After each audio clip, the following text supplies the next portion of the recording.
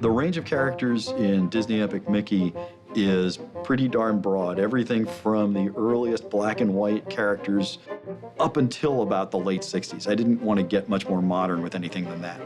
But the key is they're all legitimately forgotten, or legitimately rejected, or subtly different than the characters you might expect. Well, it is entirely a good thing that we had these characters who had some Disney past, but not a fully realized Disney life.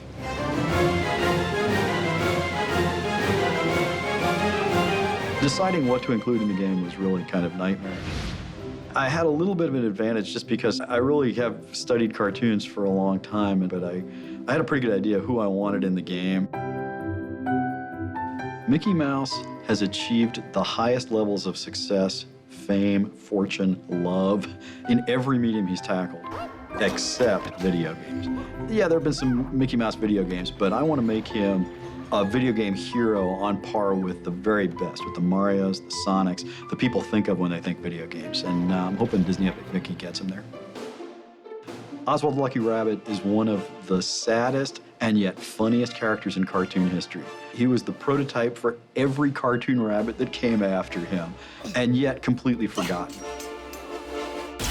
I knew I wanted Horace and Clarabelle, the black and white versions, because they've been replaced by the color versions, and they're kind of the reject pals. Clarabelle, sort of a busybody, she loves her garden, but a real sweetheart and a real good friend to Minnie and Mickey in the early days. Horace is a terrific character, actually. He was probably the most versatile actor in Mickey's gang. He could be a detective, he could be a cowboy, he could be anything. It's interesting that he kind of ended up getting forgotten because that kind of versatility and flexibility seems like it would be a useful thing in a cartoon series, but for some reason, he got left by the wayside. I think one of the characters we've had the most fun with was the character of Pete. And in fact, in the game, Pete has many incarnations. I call it the League of Petes. So around every corner, there's another Pete in a different costume. You know, oh my gosh, this time I'm dressed up as a little Dutch girl, like a Small World doll, oh my gosh.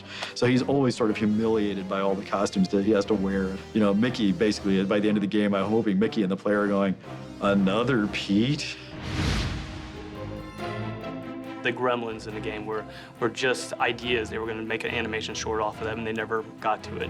So we looked at those characters, and we did what we do best, is what we brainstorm. We come up with ideas.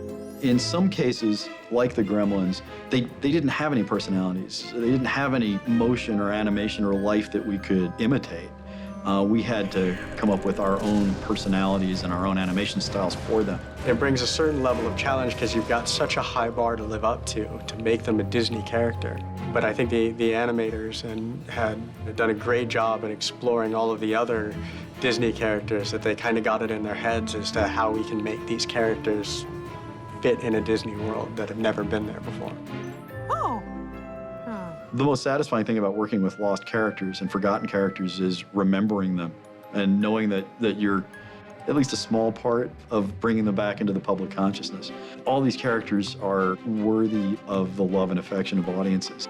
There's a little fictional thing in the game about the importance of hearts. When a character is loved by audiences and successful in cartoon, their little cartoon heart beats in their chest, right? And when they're forgotten, that heart just sort of fizzles and disappears, and then they themselves disappear and appear in the wasteland. And so the one thing that no character in Wasteland has is a heart. I get this picture when I think about Gus and old black and white Horace and the Mad Doctor, and I just feel in this weird sort of way that I'm giving them their hearts back. Their hearts are going to appear in their chests again, and they're going to pop back into the real world, and people out here are going to love them again.